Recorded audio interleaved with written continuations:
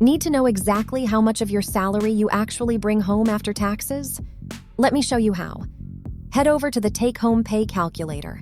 You'll see a clean form with just a few fields to fill in. First, select your tax year. We'll go with the most recent one available. Next, choose your filing status. Let's say we're filing as single. Now select your state. Taxes vary a lot depending on where you live. We'll pick California for this example. Enter your annual salary. Let's use $85,000 as our example. Choose how often you get paid. Bi-weekly is the most common, so we'll go with that. That's 26 paychecks a year. Finally, enter your number of dependents.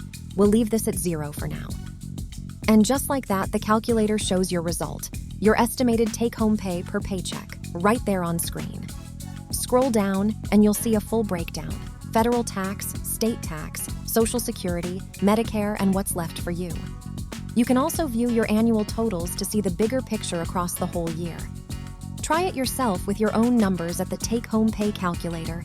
The link is in the description below.